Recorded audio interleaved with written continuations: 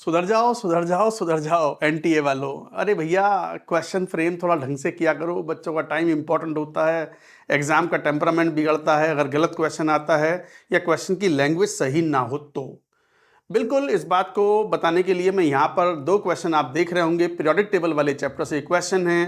Right side में अगर देखें यहाँ पर तो ये एक पीरियोडिक टेबल में इलेक्ट्रॉन गेन एंथैल्पी के ट्रेंड्स की बात कर रहे हैं और 2021 का ये सवाल है सेशन 1 का, जिसके अंदर पूछा है कि इलेक्ट्रॉन गेन एंथैल्पी के ट्रेंड्स बताओ।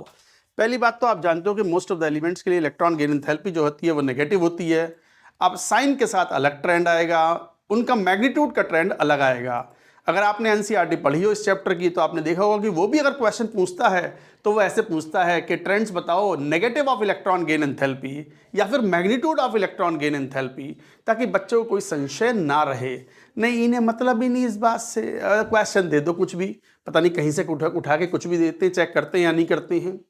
फिर भी कई बार क्वेश्चन सॉल्व हो जाते हैं because of the elimination approach, thanks to the elimination approach. और चूंकि एक ही ऑप्शन सही होता है जेईई मेन के सवालों में, तो एलिमिनेशन अप्रोच कई बार क्वेश्चन में काम कर जाता है। चलिए मैं अपना पक्ष रखता हूं इस क्वेश्चन में।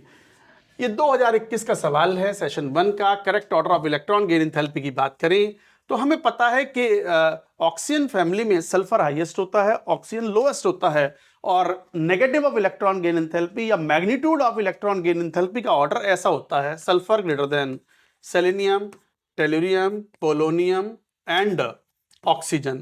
ये है order negative of electron gain enthalpy या magnitude of electron gain enthalpy, इस टाइप से। अच्छा ठीक है, अब चलो इस क्वेश्चन का देखें। जेई ने आंसर पहला वाला दिया, बिल्कुल बच्चों के दिमाग में यही आएगा कि हाँ सल्फर की इलेक्ट्रॉन गेन एंथैल्पी यूजुअली, मतलब हम बोलते हैं कि पूरे ग्रुप में कैल्कोजेंस में सबसे ज्यादा है, ऑक्सीजन की सबसे कम है, बढ़िया है। बट अगर मान लो साइन के साथ में अगर ये लेंगे हम, तो साइन के साथ तो फिर ऑक्सीजन आप तो जानते हो ना, -1 इज ग्रेटर देन -2, अगर साइन के साथ कंसीडर करें तो फिर तो ऑक्सीजन लार्जेस्ट होना चाहिए, सल्फर लोएस्ट होना चाहिए।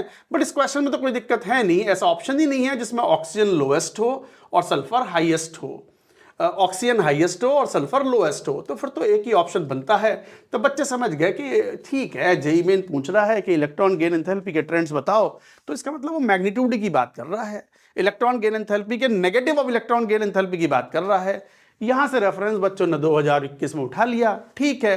अब क्वेश्चन आया 2023 में, सेकंड सेशन का क्वेश्चन है ये। कहा क्या है क्वेश्चन ने, electron gain enthalpies of the elements denoted this incorrect option पूछा है। अच्छा चलो ठीक है, किस किस की बात कर रहे हैं, फ्लोरीन, क्लोरीन की, सल्फर, सेलेनियम।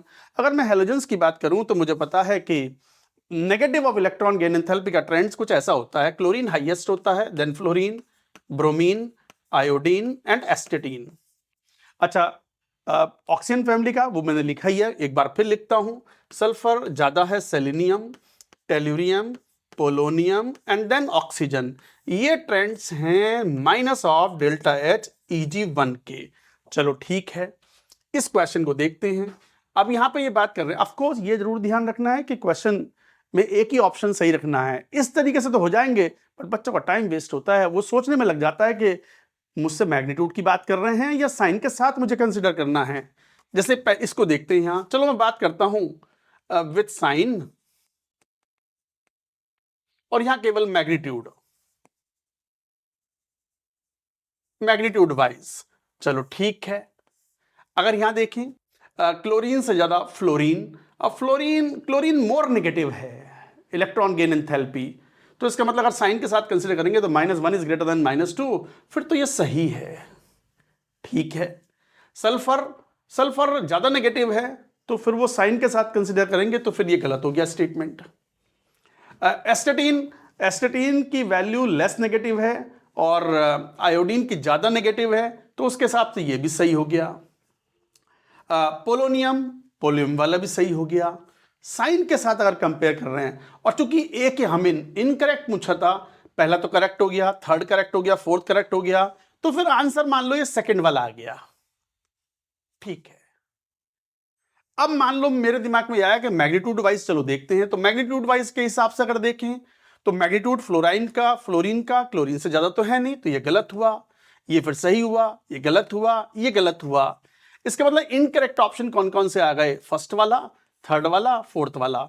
अब ये इसका मतलब ये है कि इस क्वेश्चन में मैग्नीट्यूड वाइज 3 आंसर आ रहे हैं। इनकरेक्ट ऑप्शन 3 तो आंसर हो नहीं सकते, आंसर तो एक ही ऑप्शन होगा। इसका मतलब क्वेश्चन कहीं ना कहीं चाह रहा है कि विद साइन बताओ, तो विद साइन के हिसाब से आपका आंसर 2 आ गया। जय ने भी आंसर 2 ही दिया। नहीं चलो ठीक है, एलिमिनेशन अप्रोच में मैंने खूब दिमाग लगाया, सारे पॉसिबिलिटी चेक करी, बट ये मेरी जिम्मेदारी बन गई। उन्होंने तो बस कह दिया इलेक्ट्रॉन गेन एंथैल्पी के ट्रेंड्स बताओ। ये मेरी जिम्मेदारी होगी कि ऑप्शंस देख के देख लेता हूं कि कहां वो मैग्नीट्यूड की बात कर रहे हैं या कहां वो साइन के साथ कंसिडर कर रहे हैं। अरे भैया ऐसा मत करो। हालांकि ये मुझे बहुत सारे क्वेश्चन इसके ऊपर आए हुए हैं अब तक, अब थोड़ा सुधरे हैं वो 2024 के जो भी क्वेश्चंस आए हैं उनमें उन्होंने negative of the electron gain enthalpy जैसा एनसीईआरटी की लैंग्वेज में होता है वैसे करके पूछा है या मैग्नीट्यूड करके पूछा है, तो ये फिर भी ठीक है। भैया यही अच्छे खासे एक्सेप्शन है, बच्चों को याद करने पड़ते हैं कौन एक्सेप्शन है कौन क्या है, इनमें ही पूछ लो। क्यों बच्चों को टेस्ट करते हो, टाइम वेस्ट करते हो? थोड़ा सावधान होकर के क्वेश्चन पूछना चाहिए। आप एक रेस्पेक्टेबल एजेंसी हैं, please look into it. Thank you very much.